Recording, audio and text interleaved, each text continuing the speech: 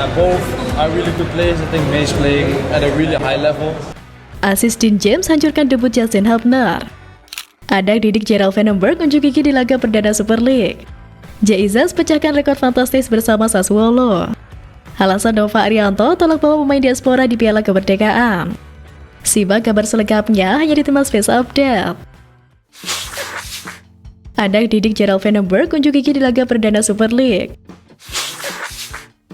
Kompetisi sepak bola nasional resmi memasuki musim Super League 2025-2026. Musim ini menjadi ajang pembuktian bagi para pemain muda yang berkiprah di Liga Indonesia, termasuk pemain timnas U23 Victor Detan yang kini membela PSM Makassar. Anak didik Gerald Vandenberg di timnas Indonesia U23 ini langsung mencatatkan diri dalam buku sejarah. Momen itu tercipta pada laga pekan perdana saat PSM Makassar menjamu Persijap Jepara. Dalam pertandingan yang digelar di Stadion Gelora B.J. Habibie, Parepare pada Jumat kemarin itu, Detan membuktikan ketajamannya di hadapan para pendukung Juku Eja. Laga ini sendiri dijalani PSM dalam kondisi pincang. Skuad asuhan Bernardo Tavares harus berlaga tanpa bisa mendaftarkan satupun pemain baru, baik lokal maupun asing akibat sanksi larangan transfer dari FIFA. Hukuman ini dijatuhkan setelah PSM dinilai tidak profesional dalam menyelesaikan tunggakan gaji kepada mantan ikon mereka, William Pluim.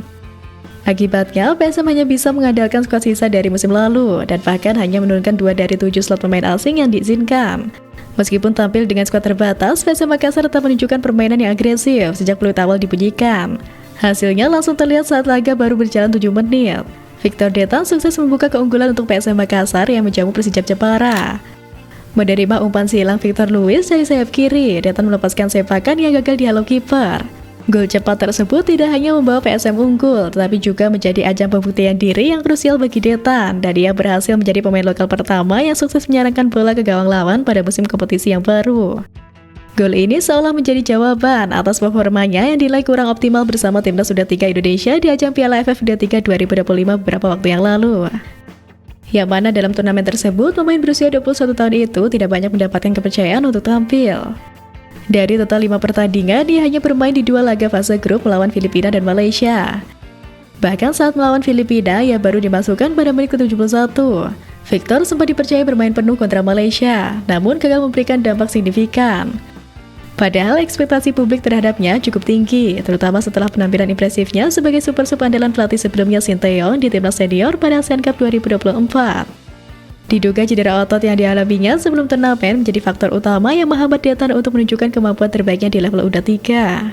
Ya, semoga berkat performa impresifnya bersama PSM Makassar, Detan bisa mendapat kepercayaan kembali oleh Gerald Vandenberg di timnas U23.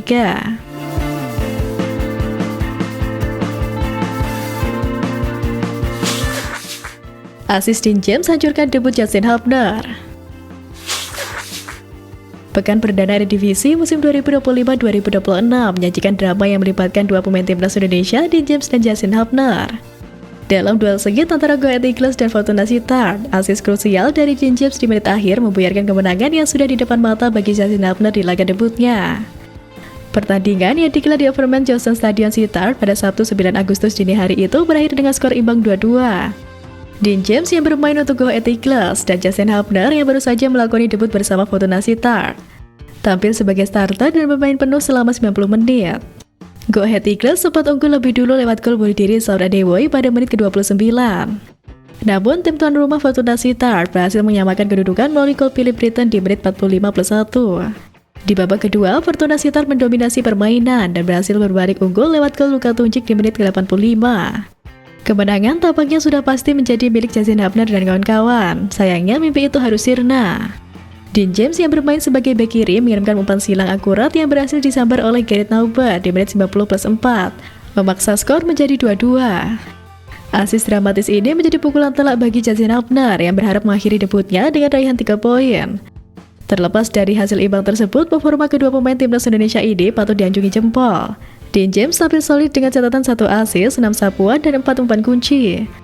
Sementara itu, Justin Hubner juga tampil gemilang di lini belakang Fortuna Sittard dengan 7 sapuan, 2 intercept, serta akurasi umpan mencapai 93%.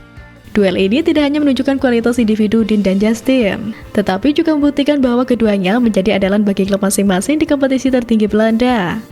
Catatan apik ini tentu menjadi model berharga bagi mereka untuk kembali membela timnas Indonesia di berbagai ajang.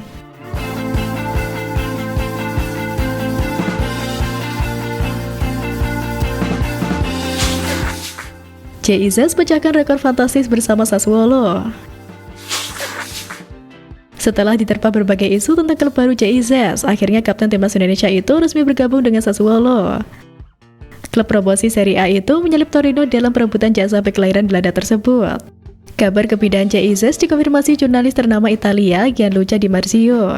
Sassuolo sendiri cukup cerdas dalam merekrut pemain. Tak hanya mendatangkan JIZ, tapi klub dengan julukan Nero Verde ini juga merekrut pemain Venesia lainnya sekaligus, yaitu juga mendatangkan Valicante.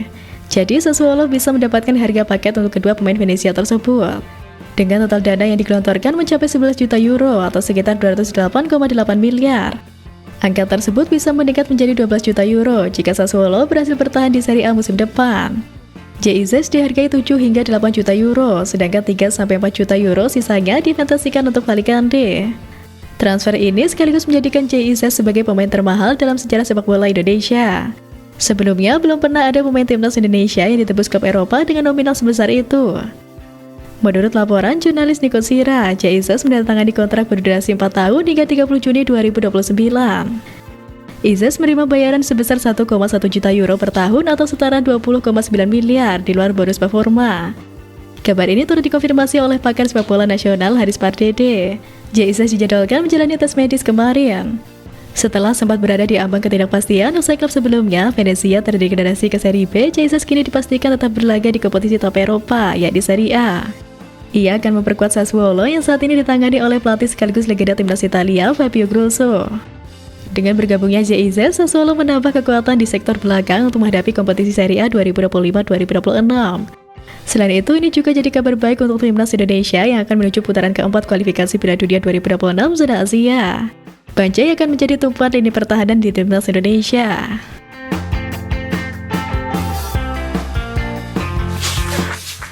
Alasan Nova Arianto tolak bawa pemain diaspora di Piala Kemerdekaan. Pelatih timnas Indonesia U17 Nova Arianto buka-bukaan perihal pemanggilan pemain untuk Piala Kemerdekaan 2025. Dia membeberkan alasan dibalik minimnya pemain diaspora yang dipanggil untuk masuk dalam komposisi skuad.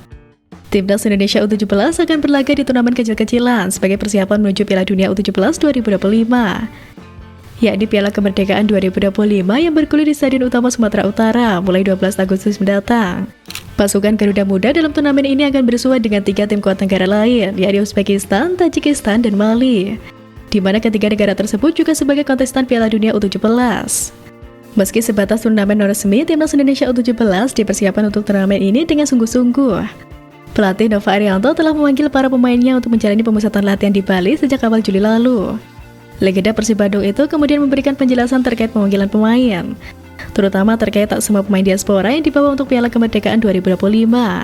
Diketahui Nova sebelumnya memanggil 9 pemain keturunan yang bermain di klub akademi di Belanda, Italia, Norwegia, hingga Australia saat TC di Bali. Namun dari 9 nama yang ikut TC, hanya ada 3 yang ikut ke Piala Kemerdekaan 2025. Selain itu, Nova juga menambah 1 pilar lain, yakni Matthew Baker. Artinya, Nova total membawa 4 pemain diaspora untuk ikut Piala Kemerdekaan 2025. Mereka adalah Matthew Baker, Raizer Jacob, Noah Bohan, dan Aram Liam Suetela. Nova mengatakan bahwa ada 3 alasan dia tidak bisa membawa semua pemain diaspora tampil di turnamen Piala Kemerdekaan 2025. Ia menyebut ada beberapa masalah seperti paspor hingga tidak diizinkan oleh klub. Sementara alasan ketiga adalah sebagian dari pemain diaspora yang dipanggil masih terlalu muda. Selain itu, Coach Nova juga lebih memprioritaskan pemain yang memiliki kualitas yang dirasa siap berkompetisi pada Piala Kemerdekaan 2025 nanti.